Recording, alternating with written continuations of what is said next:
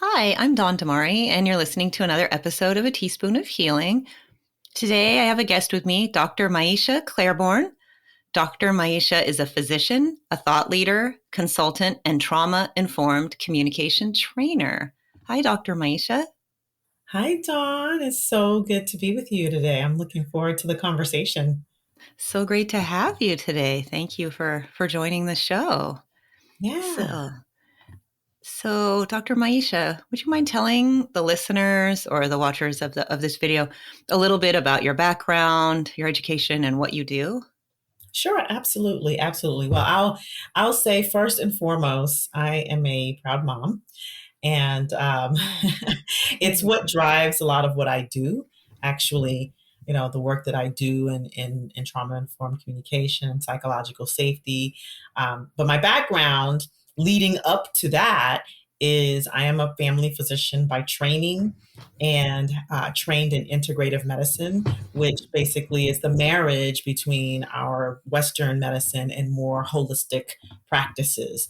And so I did that for many years and came upon neuro-linguistic programming, hypnosis, and this process called timeline therapy, which is deep belief coaching in the process.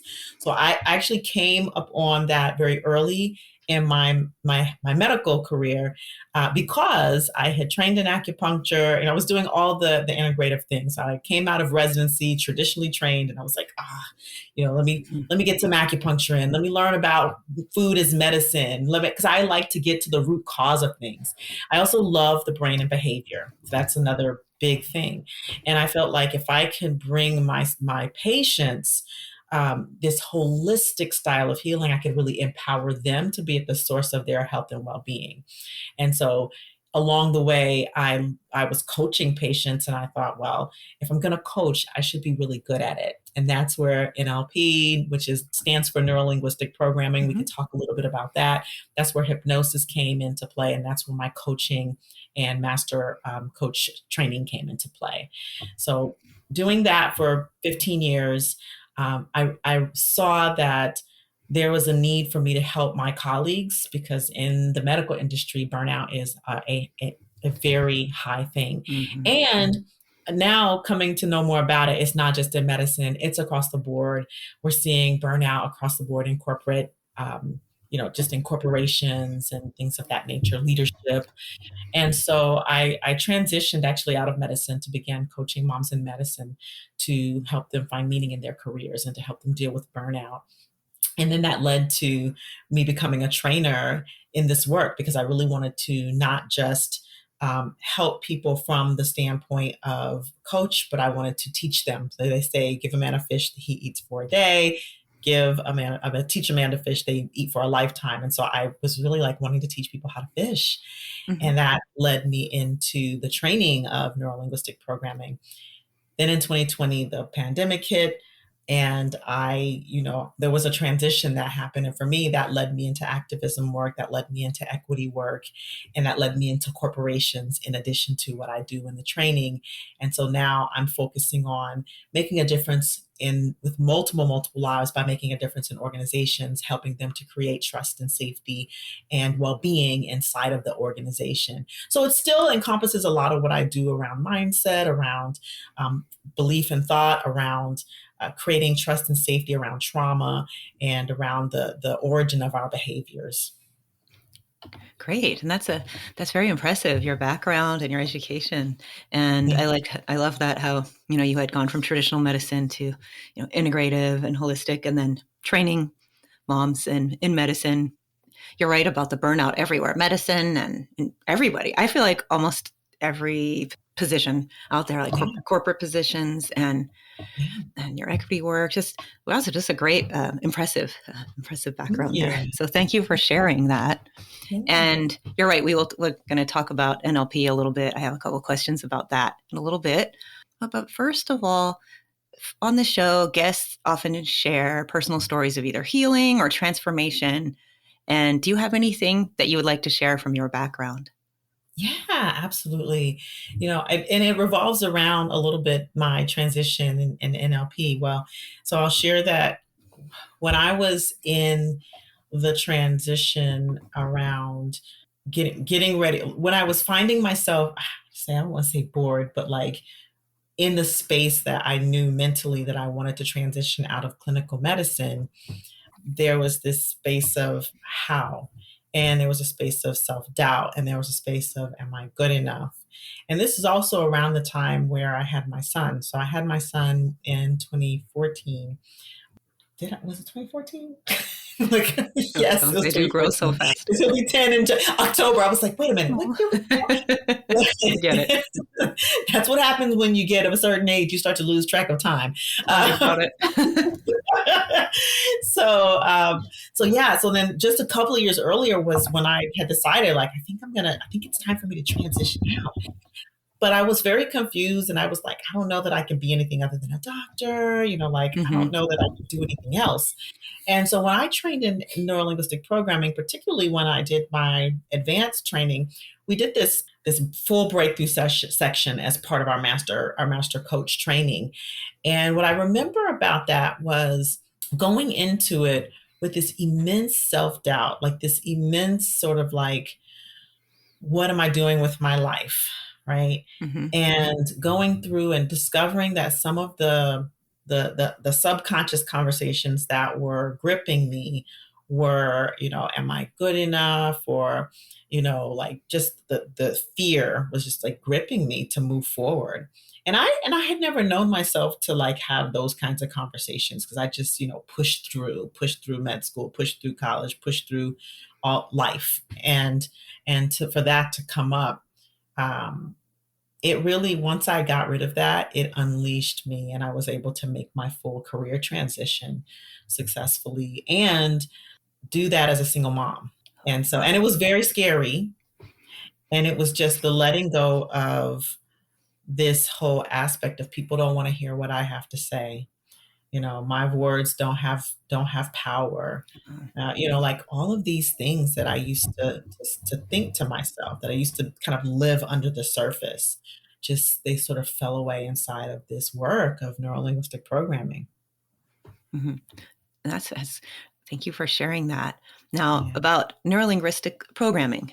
So I had a guest several years ago in the first season of the podcast, and he had shared stuff about NLP, and it was actually quite a popular episode. People are interested in it, but a lot of people don't know what it is. So what is neuro-linguistic programming?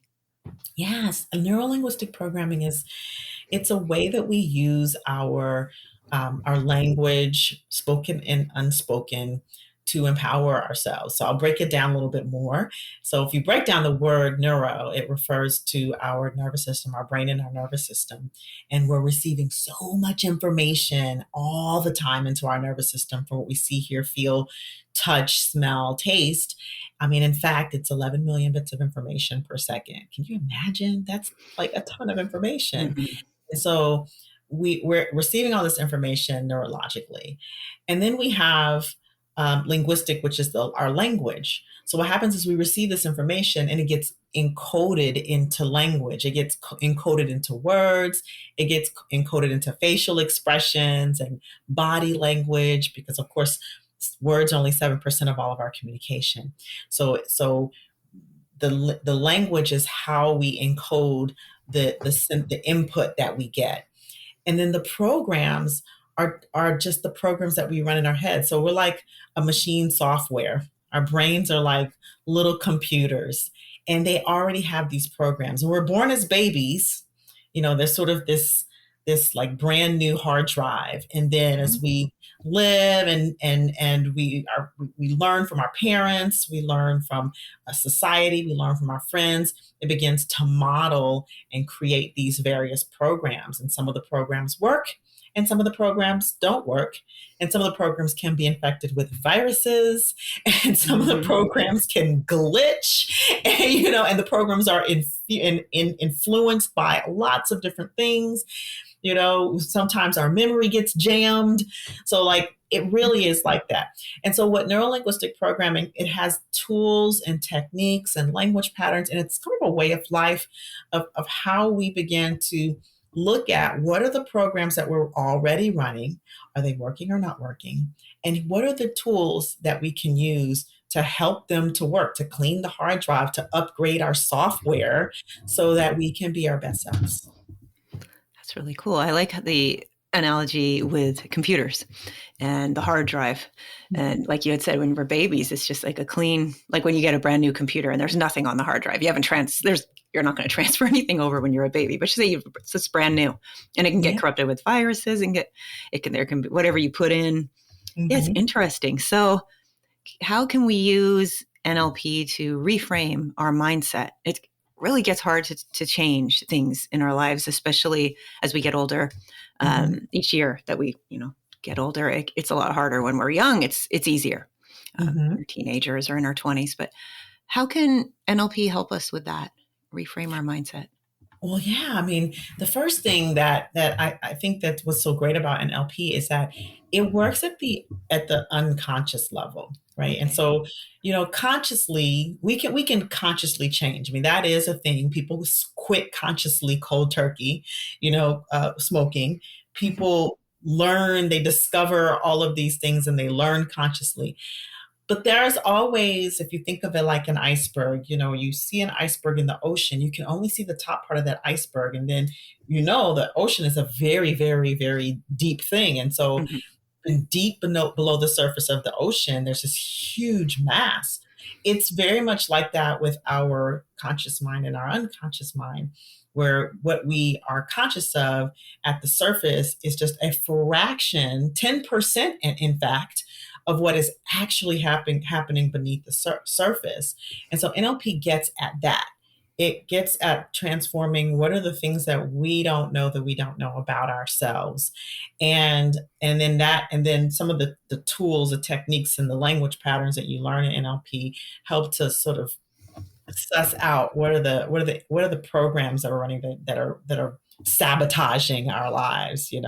What are the ways that we're interpreting things, interpreting the world, that are not, or interpreting ourselves, our self-belief, that are not serving us. It helps Mm-hmm. us to like really find the lies that we're telling ourselves that make us think bad things about ourselves.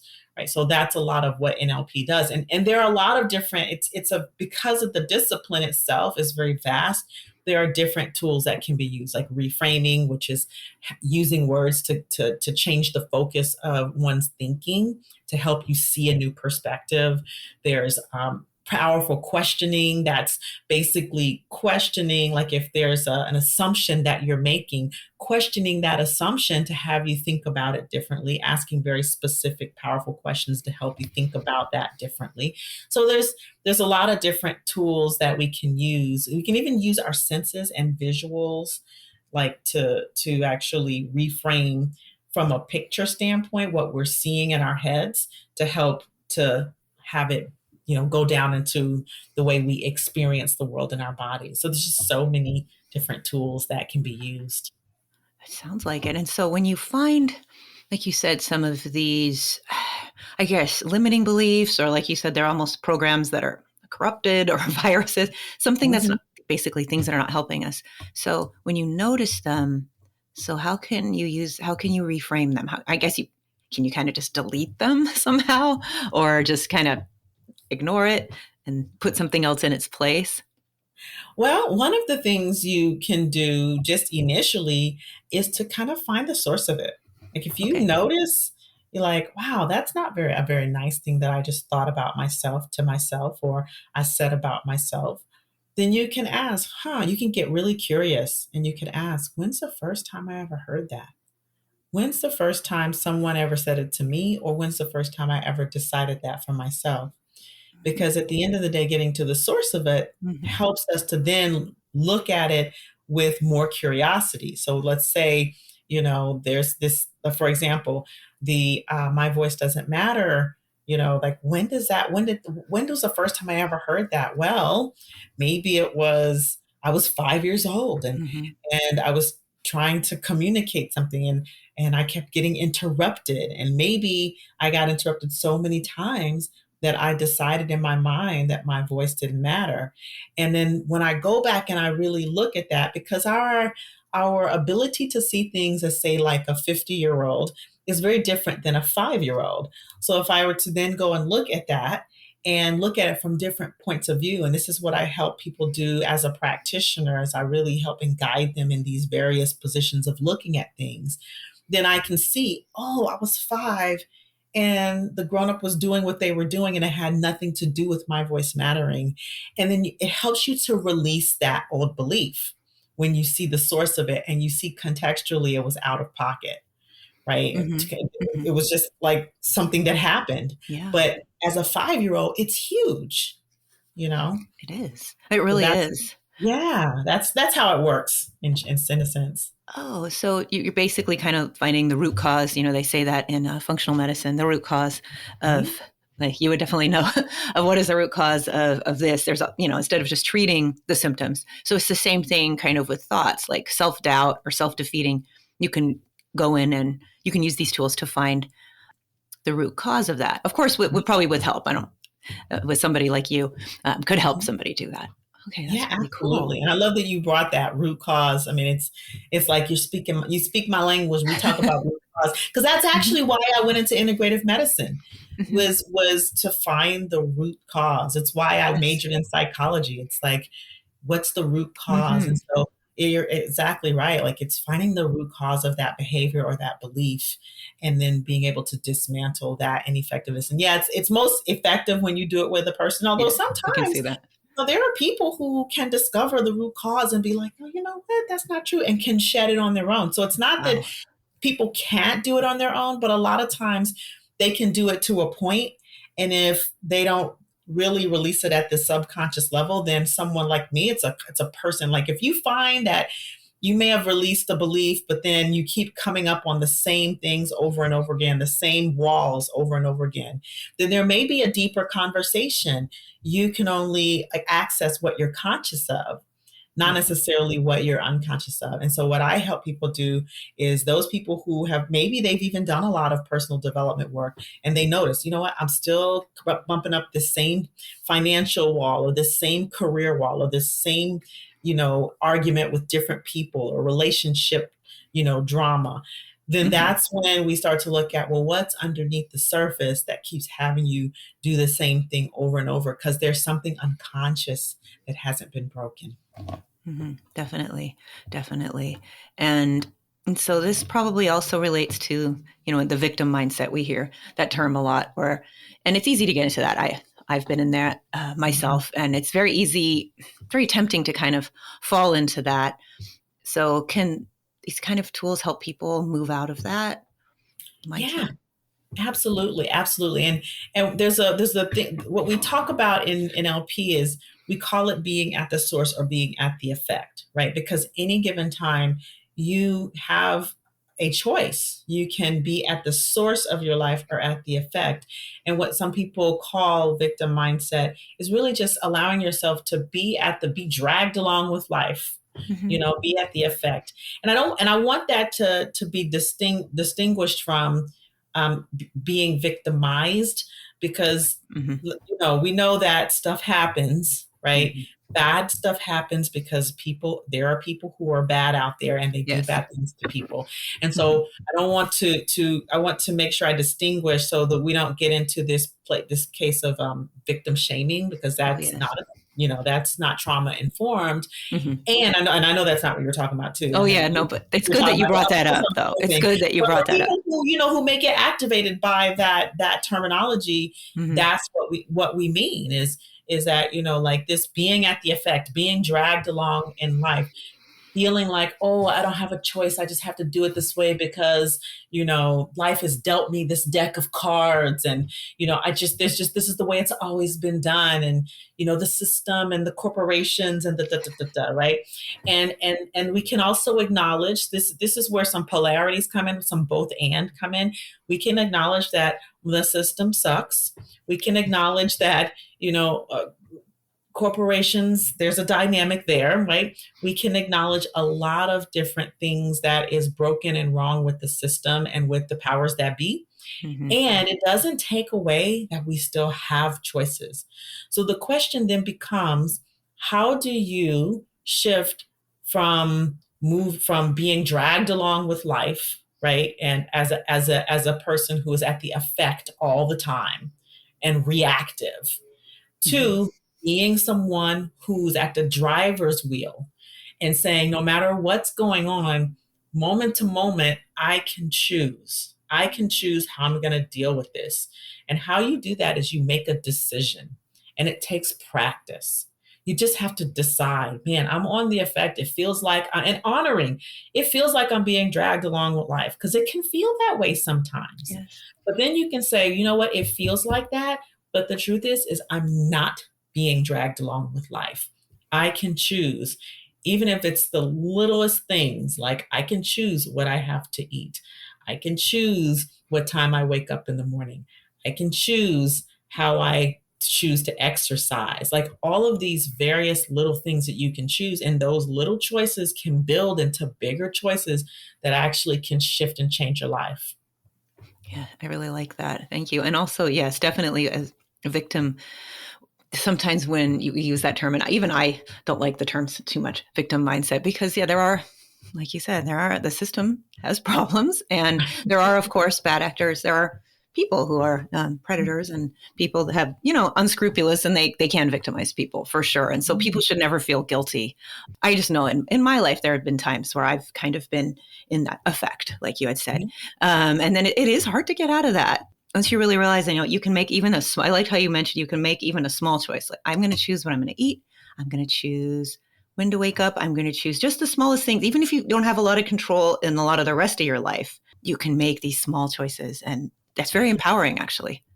Yeah, it's like, Empowering. well, the question you ask yourself is, okay, I have to have this job because this job pays my bills, and this Hmm. job is so toxic, and I don't have a say, and there could be all of these things, right? And you say, well, Right. okay, what can I control? Well, I can close my, if you have an office, I can close my door for 5 minutes and take a break. Or if you have a lunch, I can walk outside and eat that lunch. Or I can find a little quiet corner and eat my lunch. Or I can clock out right on time and not think about work when I leave work. Like what can you control? What can you choose at any given moment? And it helps to build the muscle of choice to the point where at some point you may decide, you know what, I actually don't have to stay in this job. I actually can choose to look for another job. Like that's the way that builds. Yeah, I like that. It builds on itself. So once you feel more confident and more empowered, then you can make larger changes just Yeah. from the smaller changes. That's really Mhm. cool. And so, as about confidence, are there any other ways that you have found in your life that help you increase your confidence, especially as Yeah. an entrepreneur? Like you started, your own, basically your own, you went on your own. Yeah, I will say that, besides we talked about sort of dealing with some of the limiting beliefs, I think community is super helpful, finding like minds, people who are on a similar journey that you can trust. These are people that will remind you of who you are when you begin to backslide. And I'm human. I've been doing this work for over 10 years now, probably even longer. And we're all human, and so like I have those moments of self-doubt when sometimes, and I people that I can reach out to and say, man, I'm just feeling like, is this working? Do people like, is this topic a topic of interest? And knowing that I know I have the expertise, but still, like, am I going in the right direction? And then I have these people in my life that'll be like, no, absolutely, people need what you have, and reassure me. And so community, I think, is so important. Even as like a mom, I Hmm. have a community of moms because number one, I'm a single mom. Number two, I have one, and most of my friends have children who are grown because I started a little bit later. And so, I go and I meet with my mom community, and I'm like, man, my son said this to me. And, oh, let me tell you what happened the other day. Is this normal? Is this normal 9-year-old behavior? And then I can get reassurance. Oh, yeah, yeah, my son did that too. Or, yeah, when my son was his age, that's exactly what was happening. You're doing great. And to get that reassurance as okay, I'm not a bad mom, I'm not a horrible mom. You know, No, I'm doing something right. So, so community can be a very good source. And it's not to say that you need to rely on other people to define your worth. You have to define your own worth. And that starts with digging into where are the limiting beliefs? What are the things that you're already saying about yourself? What are the inherited beliefs that people told you growing up that are not true? So it starts with that. But once you've done that work, it's just unrealistic to think that you're never going to have a doubtful moment in your life again. So that's where you surround yourself with community. So, like 90% of the time, you're good. And then that 10% of the time where you're having a hard time, you have somebody that you can lean on. And the more you have community to lean on, the more confidence it builds in you because you feel like you're not alone. absolutely. That's a really good point to finding that community. And I'm a mom too. My son is 15, daughter is 17, and yeah, Oof. it's Yes. definitely there are times where you just think, is this what's going on with this? And yeah, people they're all Yeah. sharing. They're all pretty much all saying the same things. A lot of the kids it's the same thing, so it's Yeah. reassuring. But as far as in business too, I as Mhm. somebody who so if there is someone who's an entrepreneur, so they're going to strike out on their own, it's probably really important to find other people who are other entrepreneurs, because it can be kind of isolating, when you're Mhm. striking out on your own. Like, you don't have to deal with coworkers, you have clients, and you also have to just deal with you're by yourself a Yeah. lot of times. Yeah. Yeah. It can be super lonely. It can be, it's entrepreneurship is hard, Mhm. and so it could be, it could be lonely, it could be hard, it can be isolating, and to be in community with other people who are, I hate to say it like this, but who are struggling with you. Yes. It's like we're not alone. And also to be in community with people at different levels, people who have made it beyond you, so you can see, oh yeah, Okay. this is what's possible. And then as you get more mature in your entrepreneurship, to see people who are just starting, to remember this is how far you've come, and to be able to mentor them. And that will also give you confidence, because there's something, a lot of things that as an entrepreneur, if you're, what we call mid career in your entrepreneur journey, that that other people who are just starting don't know. And to be able Hmm. to mentor, those are the people who, those are the moments that build that confidence. That's really cool. And so, what are some places? Where are some places that people can find this community? Especially, I guess, as entrepreneurs. I know as moms, we can, the moms at the school, or we Mhm. can join like a parents group. So, as far as in a community, would it be, I guess, a chamber of commerce, or you? I guess just circulating. You can use LinkedIn. I guess Yeah, I'm just thinking for absolutely. brand new entrepreneurs.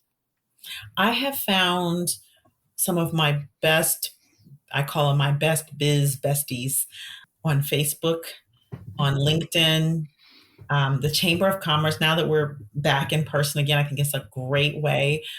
Industry, like whatever industry you're in, like for example, next week, by the time this is out, I probably would have been to the conference, but at the time of this recording next week, I'm going to an industry conference, Oh, cool. and or I'm going to get to meet a lot of people who are in this like minds, who believe the same things or doing similar things. So industry conferences or meetups, those are all very good places to meet entrepreneurs or people who value and need your work as well. Great, great. It's a really good suggestion. But for whatever industry that people are in, that those so many conferences actually, and there's so many. Oh Um, yeah. and like you said, especially now that things are in person, we can take advantage of that again. So it's really cool. And as Yes. well as using the online resources, which are so useful. Mhm. So I guess another question related to entrepreneurship, or even if someone's not an entrepreneur, if it's just in their career in general, goal setting. What are your thoughts on that? Or what is the best way to set a goal that you can actually meet?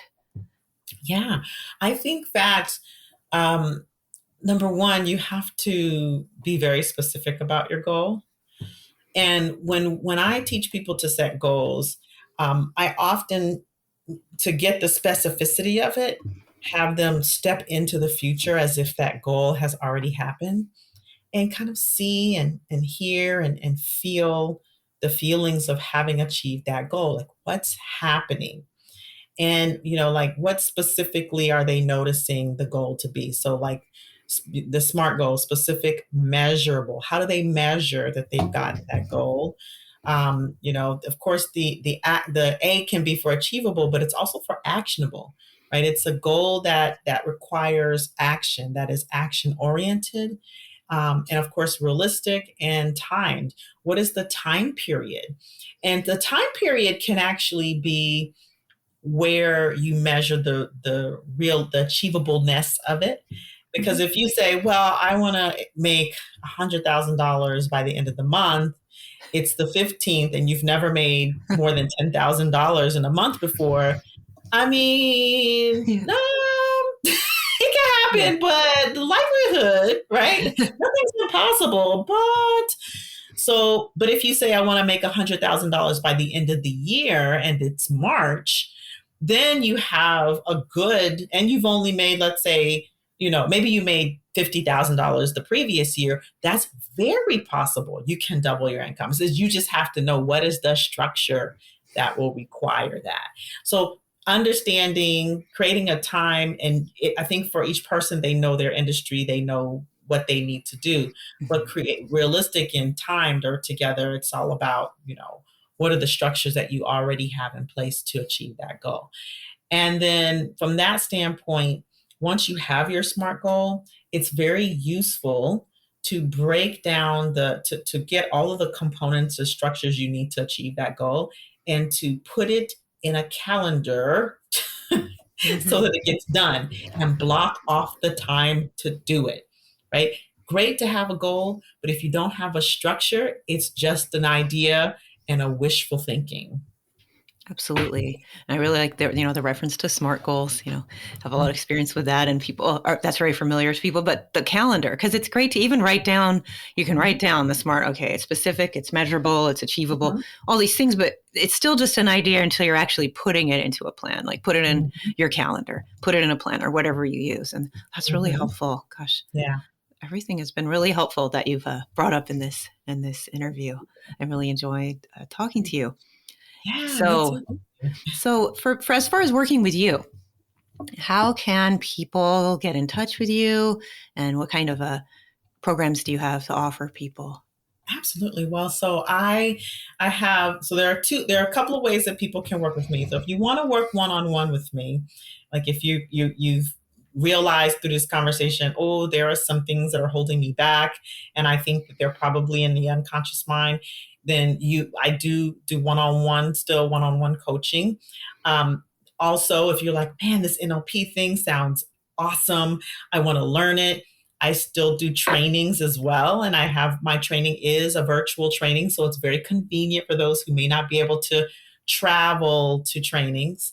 And finally, if you're a part of an organization and you're like, man, this communication, like this needs to be in my organization. I want you to come speak for my organization. Then you can invite me in to train your leadership or your staff or something of that nature. So those are the main ways that people work with me, through training, through the NLP course certification, and through one-on-one. All of that can be accessed on my website, which is mindremappingacademy.com. And the when you go to the homepage, it'll direct you. Where do you want to go? Do you want one-on-one coaching? Do you want to invite me to speak? Do you want to get trained and certified? Or do you want to check out the online course, which is Communication That Transforms, for those who want that middle ground? Oh, that's really cool. So everything's on your website. So it's mindremappingacademy.com. And then Mm-hmm. your Mind social Mapping medias, Academy. I did go to your website, so I know all your social media links are there as well. And so Yes. people can stay in touch with you and keep abreast of what you're doing. And Yeah. that's really cool. So we don't have too much time left, but I wanted to know if you had anything that you would like to share with the listeners of the podcast before we sign off. Well, first of all, I want to thank you, Dawn, for having me on. You're It was a welcome. wonderful, wonderful conversation, and I just want to encourage the listeners to, if you want to reach out to me on LinkedIn or Facebook or Instagram, that's all /Dr. Maiysha. And also, I do have a podcast Oh, called cool. Behind Beliefs and Behaviors, and so that's a new podcast that I have. And so, if you want to learn, just kind of like you want to dip your toe in the water, and you're kind of like, well, what else is there for me to follow without having to directly engage yet? That's a great, great, great way to learn more about what I do. And finally, I think the thing that I want to leave the audience with most is to, begin to investigate what's below the surface. What are the programs that you're already running? And how can you begin to find the root cause of those programs? And then the second thing is, don't do it alone. Do it with a coach, or do it in community, because inside of our minds, our own minds, sometimes can be the worst place that we can exist. Mm-hmm. So I think if I were to leave the audience with that one thing, that would be what it would be. Well, thank you for that. And I agree about that. Sometimes our own minds, we can get into these thought patterns and it's not really helpful. So having that community is really helpful to help us, see more clearly. I really like that. Yeah. Well, thank you, Dr. Maiysha, for coming on the show. Really enjoyed this conversation. And everyone, check out your podcast. What is the podcast name again? It's called Behind Beliefs and Behaviors. Behind Beliefs and Behaviors. I'm going to check that out too. So everybody should check it out. So thank you so much. I hope you have a great rest of your day. Same. You too, Dawn. Thank you. Thank you. Susan, you remember the time we were in Orange County? We were driving around and we got lost, and we ran into this place called Avila's El Ranchito. You remember the place? The place had awesome decor and authentic margaritas. Did you know that Avila's El Ranchito has been around since 1966? They have 13 locations throughout Orange County. Visit Salvador Avila's location in Lake Forest and Foothill Ranch for great food, ambiance, and specialty margaritas.